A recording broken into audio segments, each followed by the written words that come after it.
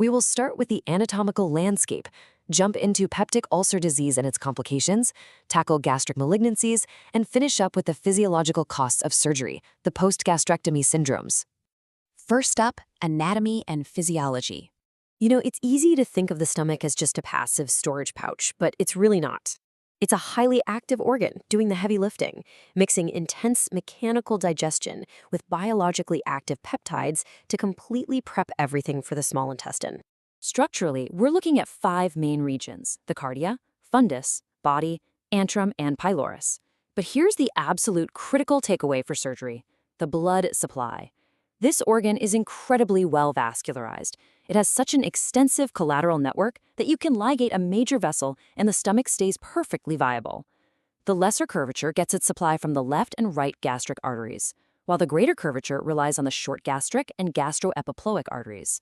Oh, and the vagal trunks? They're running the show for innervation. Let's move on to peptic ulcer disease, or PUD. The core issue here is an imbalance between mucosal defense and aggressive factors. 90 to 95%.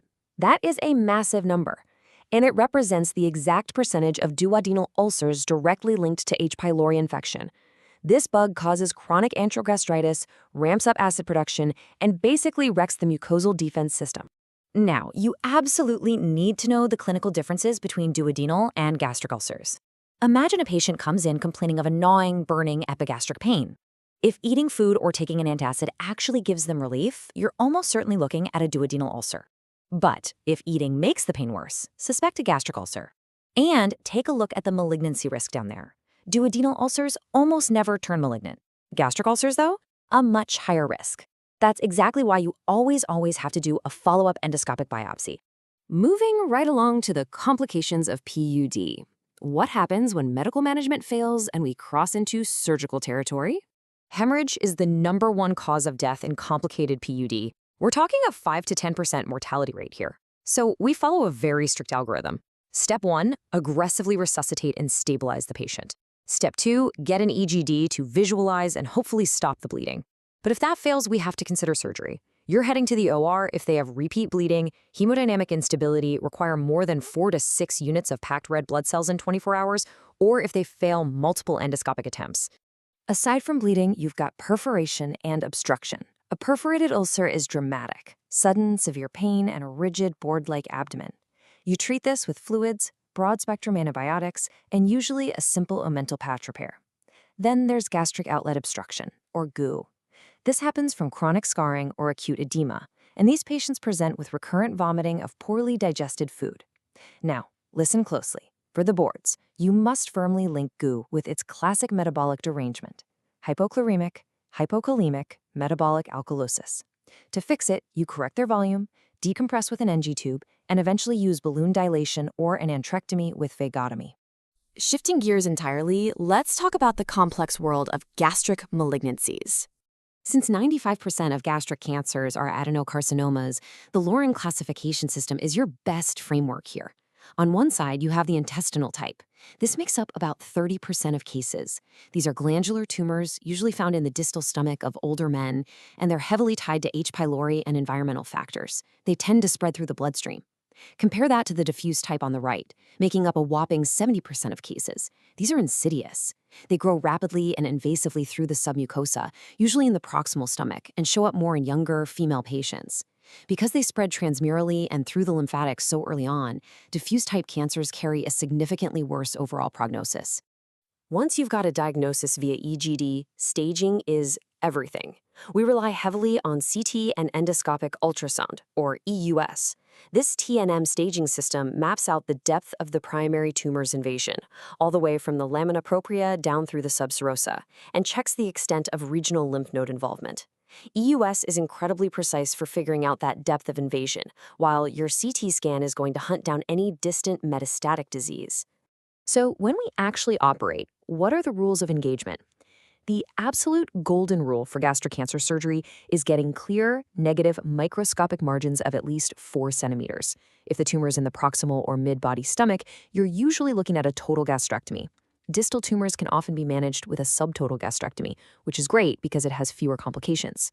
As for the lymphadenectomy, the standard is strict. You have to harvest a minimum of 15 nodes. And finally, because the risk of recurrence is so high, adjuvant combined modality therapy, so chemo and radiation, is critical for almost all local regional disease. Now, it's not all adenocarcinomas. Gastrointestinal stromal tumors, or GISTs, make up about 3% of gastric malignancies, arising from the stomach wall's mesenchymal tissue. Here's the catch. GISTs basically ignore traditional chemo and radiation, but they have a massive biological Achilles heel. The vast majority of them express the c-KIT receptor, a tyrosine kinase.